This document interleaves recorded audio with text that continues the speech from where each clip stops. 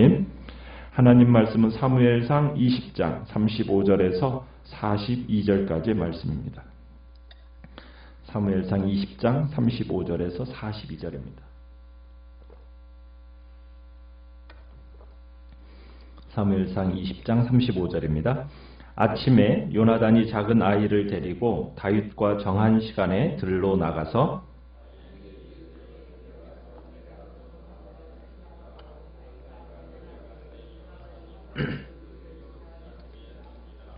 아이가 요나단이 쏜 화살 있는 곳에 이를 즈음에 요나단이 아이 뒤에서 외쳐 이르되 화살이 내 앞쪽에 있지 아니하냐 하고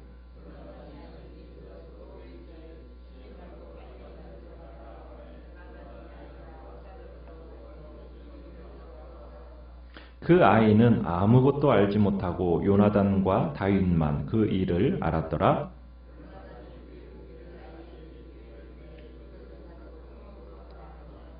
아이가 가매 다윗이 곧 바위 남쪽에서 일어나서 땅에 엎드려 3번 절한 후에 서로 입맞추고 같이 울되 다윗이 더욱 심하더니 요나단이 다윗에게 이르되 평안히 가라. 우리 두 사람이 여호와의 이름으로 맹세하여 이르기를 여호와께서 영원히 나와 너 사이에 계시고 내 자손과 내 자손 사이에 계시리라 하였느니라 하니 다윗은 일어나 떠나고 요나단은 성읍으로 들어가니라. 아멘.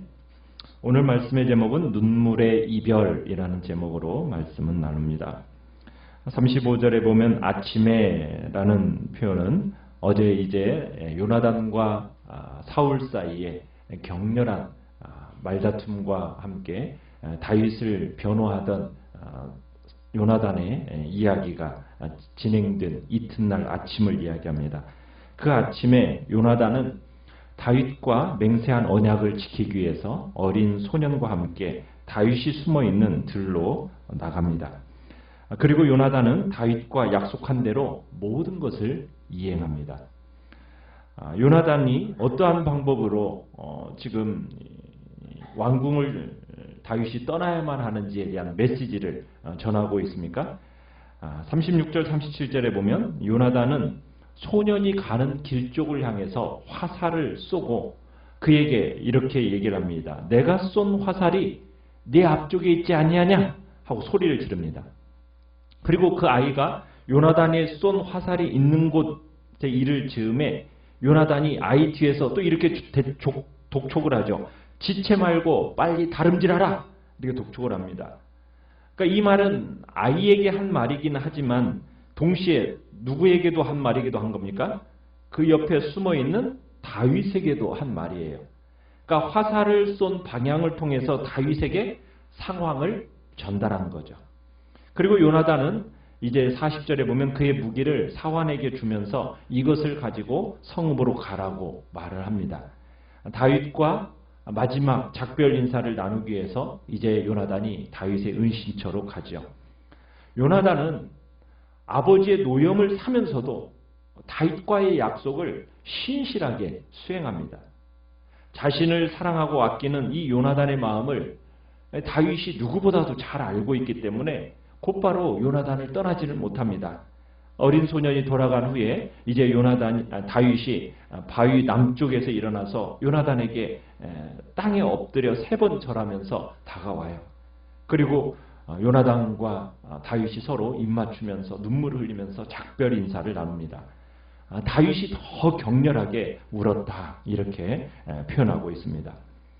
요나단은 이제 사울을 피해서 갈 바를 알지 못하는 다윗에게 떠나가는 다윗을 위로하는데 어떤 말로 지금 위로를 하고 있습니까? 42절에 가보니까 요나단이 다윗에게 평안히 가라 하면서 복을 빌어주고 다시 한번 둘 사이에 그 언약을 확인합니다. 요나단은 자기 자손과 다윗 자손 사이에 자신들이 이 맺은 언약이 유효하다라는 것을 강조합니다. 그리고 여호와 하나님이 이 언약의 증인이 되신다는 거죠.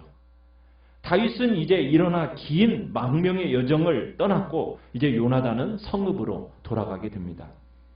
참 요나단은 어떻게 보면 명예, 또 권력의 유혹, 또 사울과의 어떤 혈연의 정, 이런 것에도 불구하고 다윗과의 약속을 성실하게 이행하는 모습을 보게 됩니다. 또 자기가 가지고 있는 어떤 지위나 명예나 권력으로 다윗을 대하지 않아요. 하나님의 관점으로 겸손히 다윗을 대하는 것을 우리는 요나단을 통해서 보게 됩니다. 우리는 이렇게 해서 다윗의 이제 궁 안에서의 생활이, 궁궐 생활이 막을 내리게 되고 이제 영원히 사울 곁을 떠나는 것을 보게 되죠. 이제부터는 사울이 본격적으로 다윗 사냥을 하는 것을 다윗 사냥이 시작이 됩니다. 요나단은 무척 다윗을 사랑했어요. 다윗도 요나단을 무척이나 좋아했고, 참 이 둘의 우정이라는 것은 역사 속에서 길이 빛나는 아름다운 이야기죠. 참 이렇게 아름답고 진한 우정임에도 불구하고 둘은 함께 있을 수가 없었어요. 다윗과 요나단은 이후에 다시는 살아서 만나지 못하게 됩니다. 하지만 이 맺은 언약을 통해서 영원히 함께하게 되는 거죠. 참 이런 과정에서 지금 다윗과 요나단이 나누는 이 사랑과 우정의 특징이 어디에 있는가 우리가 생각해 보게 됩니다. 사울 왕 때문에 이 둘은 같이 있을 수가 없어요. 또 하나는 버림받아야 할 왕자고 하나는 선택된 차기 왕이라는 그 운명 때문에라도 둘은 함께 할 수가 없습니다. 그러나 이 둘의 가장 아름다운 우정, 이 그 우정을 나눈 서로 둘은 친구입니다. 여러분, 이와 같은 우정이 가능했던 이유가 뭘까요? 오늘 본문에서 보면 하나님 안에서의 언약에 충실한 관계였기 때문에 이 우정이 가능했던 겁니다. 그러니까 요나단과 다윗이 약속을 성실하게 지키는데 이 약속을 성실하게 지키는 것이 단순히 그냥 인간적인 우정 때문이었냐? 아니라는 거예요. 그 이상의 의미가 있었다라는 거죠. 요나단이 아버지 사울에게 어떻게 보면 결과적으로 불충하지 않습니까? 다윗에게 충실하게 지금 이런 언약을 맹세하면서 그 우정을 쌓아가는 것이 이 단순한 인간적인 우정이었느냐는 거예요. 그것 때문만이 아니라는 거예요. 요나단은 다윗을 통해서 새로운 하나님의 통치가 이 이스라엘에 임할 것을 알고 있었습니다. 그러니까 요나단은 다윗을 따르는 자가 되기 위해서, 아니 다시 말하면 하나님의 통치를 따르기 위해서 아버지를 미워할 수밖에 없었던 겁니다. 어떻게 보면 요나단은 부모를 공경하라는 계명을 어기면서까지도 다윗에게 신실해요. 왜 그렇습니까? 하나님께 대한 충성이에요. 하나님께 대한 충성. 하나님께만 신실했기 때문에 이런 일이 가능한 겁니다. 그러니까 요나단이 다윗을 향한 이 충성과 성실이라는 것은 누구를 향한 충성입니까? 하나님을 향한 충성이요, 하나님께 대한 성실함을 의미하고 있는 겁니다. 우리는 하나님의 백성들에게 요구되는 충성의 도를 보게 되는 거예요. 요나단의 희생이 지금 이 속에는 전제가 됩니다. 요나단은 하나님께서 다윗을 선택하신 것, 또 다윗과 하나님이 함께 하신다는 것을 알고서는 기꺼이 자신의 왕위를 포기해요. 그러면서 다윗을 사랑합니다. 이게 요나단의 어떻게 보면 위대함입니다. 요나단이 그렇게 할 수 있었던 것은 누구에게 헌신했기 때문에 가능한 거예요? 하나님께 대한 헌신이었기 때문에 이런 일이 가능한 거예요. 하나님을 따르기 위해서는 자신의 혈육과도 끊어야만 했던 이 요나단의 모습 속에서 우리는 주님의 말씀을 생각하게 되는 거죠. 누가복음 14장 26절에 이렇게 얘기하죠. 무릇 내게 오는 자가 자기 부모와 처자와 형제와 자매와 및 자기 목숨까지 미워하지 아니하면 능히 나의 제자가 되지 못하고. 누가 주님의 제자가 될 수 있습니까? 하나님의 절대 주권을 인정하고 그 가운데서 이를 위해서 내가 치러야 할 대가, 이걸 마다하지 않을 때, 그런 중에 하나님이 결코 나를 고아처럼 버려두지 아니하실 것이다. 약속의 말씀을 붙들고 반드시 이루실 하나님을 의지하고 신뢰하며 나아갈 때, 그럴 때 우리가 주님의 말씀대로 진정한 순종이 있게 되어지는 겁니다. 그런 사람에게 진정한 승리가 무엇인지를 맛보게 되는 것이죠. 요나단은 어떻게 보면 사울이 검게 칠해버린 이 사울 왕의 권력 집착 이야기, 이 이야기에 애잔한 휴먼 드라마 같은 이야기로 읽게 만드는 별 같은 역할을 하는 사람이 바로 요나단입니다. 요나단은 왕세자였죠. 그런데도 불구하고 사울 왕의 후계자로 지명되어지고 민중의 열화와 같은 지지를 받고 있는 다윗에게 어떤 질투심도 느끼지를 않습니다. 그의 미래가 이스라엘 왕의 운명이 될 거라는 것을 도리어 믿어요. 그러니까 요나단은 사울과는 달리 하나님을 믿었던 믿음의 사람이었고, 또한 사람을 믿었던 우정의 사람이 바로 이 요나단이었다는 얘기입니다.